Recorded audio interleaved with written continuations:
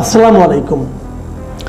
প্রিয় দর্শক, ডক্টর ইউনূস আমার কেন যেন মনে হয় উনি ধীরে ধীরে একজন পাক্কা রাজনীতিবিদে পরিণত হচ্ছেন এবং ওনার এই পরিবর্তনটা সত্যি কথা বলতে কি একজন সাধারণ মানুষ হিসাবে আমার ভালো লাগছে না, আমি এতে আনন্দিত হচ্ছি না। ডক্টর ইউনূসকে অনুরোধ, ভাই আপনি রাজনীতিবিদ হওয়ার চেষ্টা করেন, এটা আপনি পারবেন না এবং এটা করার কোনো দরকারও নাই। এদেশের মানুষ আপনাকে যেভাবে জানে, যেভাবে চিনে, সেভাবে জেনেই আপনার উপর বিরাট ভরসা নিয়ে বসেছে। আপনি মানুষের সেই প্রত্যাশাগুলো পূরণ করুন। রাজনৈতিক কথা এবং কথার বাগাড়ম্বর দিয়ে এটা করে মানুষের মন জয় করা যায় না। এই কাজে আপনি আর এটা আপনার জন্য মানায়ও না। আমি এই কথাগুলি বলছি কেন সেটা আপনাদেরকে বলি।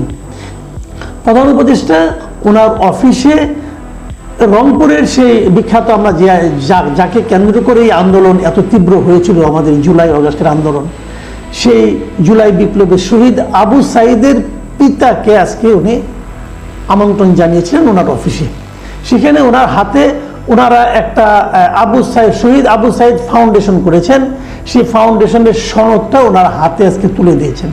সেখানে আবু সাইদের ভাতিজা ছিল এবং ওনার পিতা ছিলেন, দুজনে ছিলেন এবং সেখানে ওনার সঙ্গে নানা রকম আলাপ আলোচনা করেছেন এবং প্রধান উপদেষ্টা নিজে ওনাদেরকে অভ্যর্থনা জানিয়েছেন। ওনারা নিশ্চয়ই খুশি হয়েছেন এবং ওখানে নানাভাবে কথা বলতে যে বলেছেন যে রংপুরের প্রতি তার কীরকম আন্তরিকতা, ভালোবাসা আছে, এগুলো নানা রকম কথাবার্তা বলেছেন। এবং বলার এক পর্যায়ে উনি যে কথাটা বলেছেন সেটা হলো, তিনি বলেছেন তিনি নিজেকে রংপুরের সন্তান বলে মনে করেন। এই বাক্যটা না, এটা পুরোটা একটা পলিটিক্যাল বক্তব্য। সমস্ত রাজনীতিবিদ এই কথাগুলি বলেন, যখন যেখানে যান সেখানকার সন্তান নিজেকে মনে করেন। এটা আমরা বলতে অনেকবার শুনেছি। আরেকজন ছিলেন, আরেক স্বৈরাচার ছিলেন জেনারেল এরশাদ। উনি কি করতেন? শুক্রবার দিন কোনো একটা মসজিদ দিয়ে নামাজ পড়তেন, পরে বলতেন যে গত রাত্রে উনি নাকি স্বপ্ন দেখেন যে এই মসজিদে উনি নামাজ পড়তেছেন। এই জন্য উনি মনে করেন যেটা আল্লাহর একটা ইঙ্গিত যে ওনাকে দেখে নামাজ পড়তে হবে। বাস্তবতা হলো, প্রেসিডেন্ট কোথাও যখন যান কোনো মসজিদে, তার 7 দিন আগের থেকে কিন্তু গোয়েন্দা বাহিনীর লোকজন ওই মসজিদের আশেপাশে রেকি করেন, চেক করেন কোনো সমস্যা আছে কিনা। এবং ওই সময় দেখা যেত 7 দিন আগের থেকে কিন্তু গোয়েন্দা বাহিনী আসতো, মানে 7-10 দিন আগে উনি ঠিক করতেন ওই মসজিদে যাবেন। কিন্তু যে এবার ওই মসজিদে দাঁড়িয়ে একটা নাটক করতেন যে গত রাতে নাকি উনি স্বপ্ন দেখেছেন। তো এই নাটকগুলো পলিটিশিয়ানদেরকে মানায়, ডক্টর ইউনূসকে মানায় না। ডক্টর ইউনূস তো এরকম ট্র্যাডিশনাল পলিটিশিয়ান নন। উনি কেন হতে যান? আবার এর পাশাপাশি উনি আরেকটা দারুণ কথা বলেছেন। সেটা কি বলেছেন?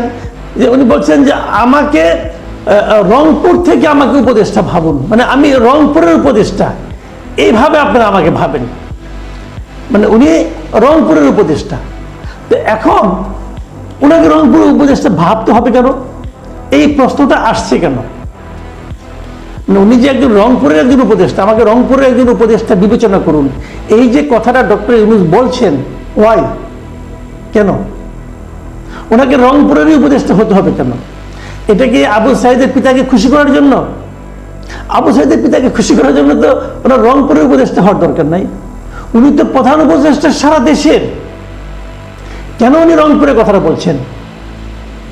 তাহলে অন্য কোনো জেলা গেলে উনি কি বলবেন?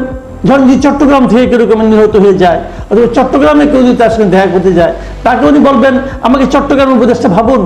তার তো ভাবার দরকার নাই, উনি তো আসলেই চট্টগ্রামের উপদেষ্টা, কারণ ওনার বাড়িতে চট্টগ্রাম। এবং চট্টগ্রামে বাড়ি হওয়ার কারণে উনি যে ওনার এলাকার প্রতি পক্ষপাত দুষ্ট ব্যক্তি একজন, এটা তো উনি ওনার কাজের মাধ্যমে প্রমাণ করেছেন।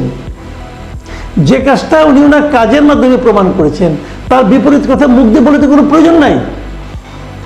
আসলে এই রংপুরের ইস্যুটা আসছে এই কারণে যে এই বৈষম্য বিরোধী ছাত্র আন্দোলনের একজন নেতা সার্জিস আলম আজকে থেকে প্রায় 2 সপ্তাহ, 11 দিন আগে 17 নভেম্বর তিনি একটা প্রসঙ্গ তুলেছিলেন, একটা ইস্যু তুলেছিলেন।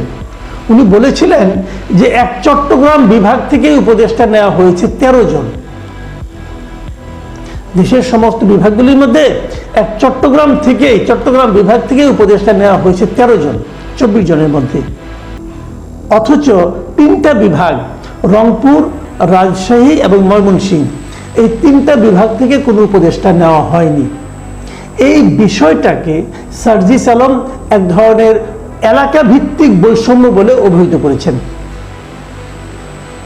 এবং উনি প্রশ্ন তুলেছেন, এই 3 বিভাগে কি একজন লোক, যোগ্য লোক নাই যিনি মন্ত্রণালয় চালাতে পারেন? একজনও নাই।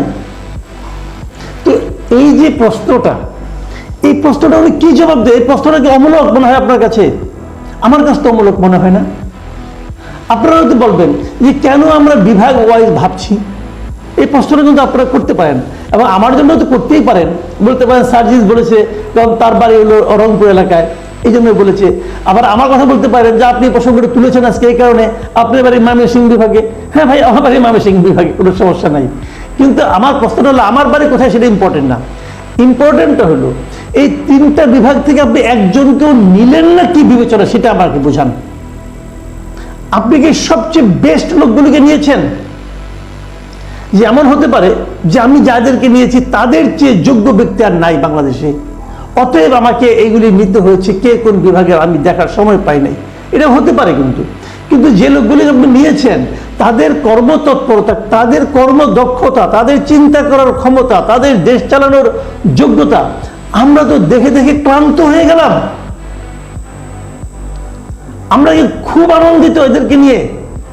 শিক্ষা মন্ত্রণালয় বলেন, স্বরাষ্ট্র মন্ত্রণালয় বলেন, কোন আমি তো দেখি যে 4-5 জন ছাড়া আর কারো কোনো মানে মন্ত্রণালয় চালানোর কোনো দক্ষতাই নেই। আমি তো এমন দেখছি, এবং যেটা আমরা শুরুর থেকেই বলে আসছিলাম। তাহলে আপনি খুব একটা দক্ষ লোক নিতে পারেন নাই, অথচ নিজের বিভাগে 13 জন নিয়ে রাখছেন। এবং নেওয়ার পর এখন এইটাকে, এই 3 বিভাগে নেননি, এইটাকে ঢাকার জন্য আপনি রংপুরের একজন শহীদের পিতাকে বলছেন যে আমাকে রংপুরের একজন উপদেষ্টা বিবেচনা করুন। কেন ওনাকে বিবেচনা করতে হবে? ওনাকে কষ্ট করে কেন বিবেচনা করতে হবে ভাই? আচ্ছা ঠিক আছে, ধরলাম উনি বিবেচনা করলেন, তাহলে রাজশাহী বিভাগের জন্য আপনি কি বলবেন? তাদের জন্য আপনি কি বাণী বলেন? রাজশাহী তো আপনার দেশেরই একটা পার্ট ভাই।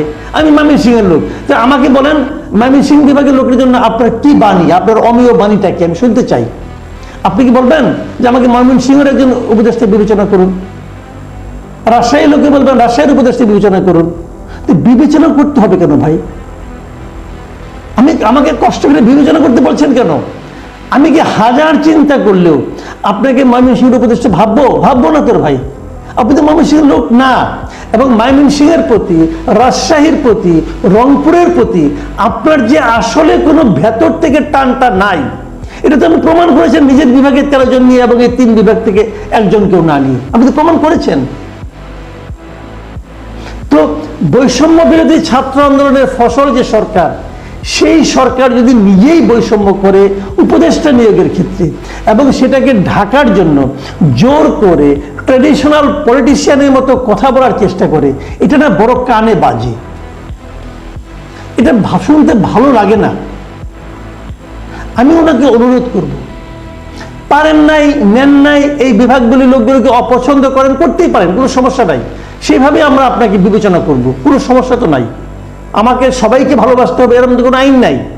আপনি আমাদেরকে ভালোবাসেন না, আমাদের দিকে তাকান না, নাও তাকাতে পারেন। সার্জিস আলমকে দিকে তাকান না, সে কথা বলতে পারে, আমরা বলতে পারি না, আমরা নিরীহ, আমাদের কথা বলারও কেউ নাই। ঠিক আছে, আমরা মেনে নিচ্ছি, তো কোনো সমস্যা নাই।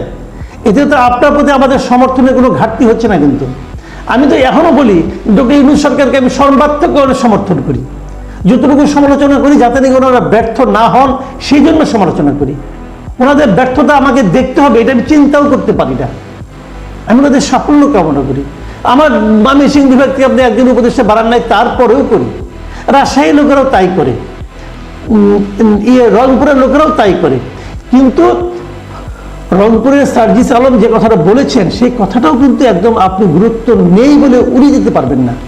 এবং তার সেই অভিযোগকে, তার সেই ইমোশনকে আপনি আমাকে রংপুরের মনে করেন এটা বলেও কিন্তু মেকআপ করতে পারবেন না। এই লাইনে চেষ্টা করেন না, বরং অন্য লাইন দেখেন। অথবা দরকারই নাই, বলেন যে আমি 3 বিভাগ থেকে ওকে নেবো না, সমস্যা নাই। আমি চট্টগ্রাম বিভাগ থেকে আরো 10 জন নেবো, আমার ইচ্ছা আমি নিবো, এটাও বলেন, কোনো সমস্যা নেই, নেন, তাও কোনো সমস্যা নাই। কিন্তু এ ধরনের নাটক করার চেষ্টা করেন না। এই নাটক আমাদের দেখতে ভালো লাগে না, অন্তত আপনার কাছ থেকে না।